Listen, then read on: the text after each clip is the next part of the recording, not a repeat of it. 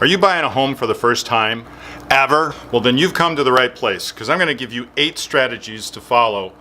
Hi everybody, my name's Ty Eden. I'm with Exit Realty Redefined here in Wheaton, Illinois.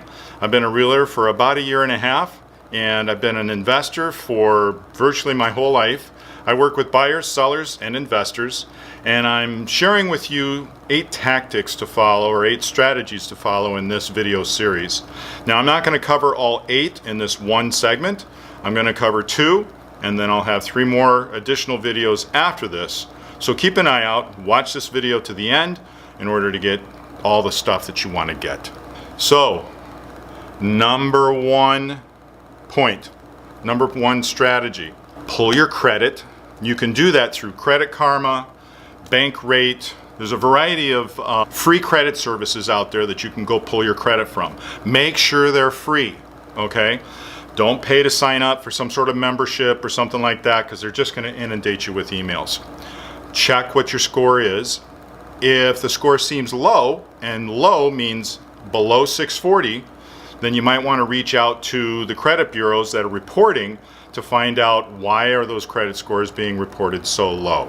And the credit score that's the money. You want to be able to have a score of a minimum of 640. Anything higher than that just is better for you. What I mean by better for you is this: the higher your score, the lower your payment, the better the terms are that you can get on your mortgage loan. And it's true for every loan. Whether you're getting a car, you're getting just a personal loan, the better your credit score is, the better the terms are, the lower the payment is, the lower the interest rate is. It's better all around. If you do have some issues on your credit, you don't know what to do, reach out to a mortgage lender. If you don't know one, you're welcome to reach out to me. I'd be happy to share 2 or 3 close mortgage people that I work with, and they have contacts that work real well. They're easy to work with, that can help make the effort of doing whatever's necessary to clean your credit up, okay? It might take a couple of months. It's going to cost you some money. It's not for free, but they'll get all those bad marks off your credit. Your score will go high, and the higher your score is, now you're in a better position to be able to start applying for those mortgage loans and get your house. So, credit score breakdown. Here's some things that you want to be aware of. Payment history. That's 35% of your credit score is your payment history. So pay your bills on time. Credit utilization. Now what this means is if you've got $1,000 worth of available credit, and that's on different credit cards or loans, whatever the case may be, and you're using only 30% of it, then that gives you a 30% of a score towards your credit score, if that makes sense. You don't want to be using 70%. So if you've got $1,000 worth of available credit, you don't want to be using $700, $900, $1,000 all the time, because the credit bureaus, they don't like that, okay? So keep what you're using as far as your credit availability, keep it down. Length of history. Certain loans you have for 10, 15, 20 years, that's great. The credit bureaus love that. Your creditors love it. And it's going to reflect on the credit score as well. About 15% of your credits, 15% of the score goes towards length of time that you've had your credit. If I could get these words out, it'd be great. Type of credit. So you want to have lower interest type credit on your credit report. So loading up on the credit cards? No. Car loans are good. So a mortgage loan, but that's what you're going for. So the best you can do is get some credit cards, build up some credit card debt or history, not a lot of debt, just history, and then get a car loan. Car loan looks good too, but keep it current. Always keep your loans current. New credit is a real small percentage of what goes into your score. So that's kind of a breakdown of credit. Now for that negative credit that's being reported, here's what you want to do. You want to try and refinance all that high interest rate stuff that's making those payments real high and put it on a lower interest rate loan of some kind, lower interest credit card, something. Consolidate that debt. Try and get it down to 30% usage.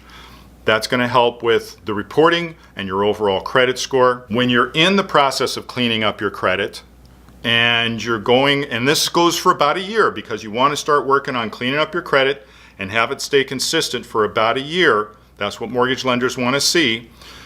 Don't make any excessive purchases. Don't go out there and buy a new car. Don't go out there and buy new furniture. Don't go out there and buy a trip. You want to ratchet it back, okay? You want to be conservative on what the money is that you're spending, because all that's going to be reflected on your credit report. And these mortgage lenders are going to see that. It's just going to be a lot of questions. It's going to hit your credit as well, because inquiries, when creditors hit your credit with an inquiry, that goes against your credit score, okay? So no new credit for at least a year before you're going to go out and buy or apply for the loan to buy a house. All right, now we've gotten all the credit information out of the way. So now we're going to move on to point number 2. Now you got to get your budget in order. Now, one thing that's out there that you might find is there are people that talk about this 28-36 rule. So what is a 28-36 rule, you ask? Well, I don't know. Let me read my notes. Okay, so the 28% is you don't want to spend any more than 28% of your gross income on household expenses. What's household expense?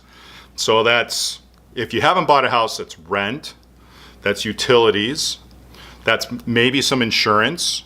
So you don't want to show spending any more than 28% of your gross income. So 36% is no more than 36% of your gross monthly income is to be spent on both household expenses and living expenses. Living expenses, credit cards, car payments,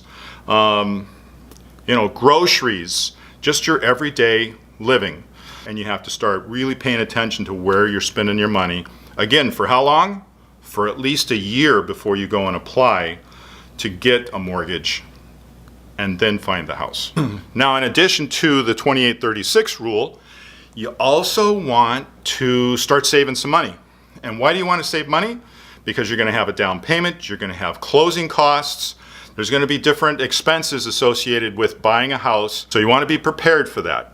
Okay, so that goes into paying attention to your budget today so that a year from now, you're all set. You're ready, good to go. That's what I've got in this video for you guys today. I hope that you were able to pull something away from it, and pay attention to video number 2, which is going to cover our 3rd and 4th point in our 8-point strategy of, are you buying your first home ever? So stay tuned. If you like this, please like it. And if you want to subscribe to this series of videos or my channel, hit the bell and subscribe, and you'll be notified of all new videos that come out. So again, my name's Ty Eden, Exit Realty Redefined in Wheaton, Illinois, and thank you for checking in.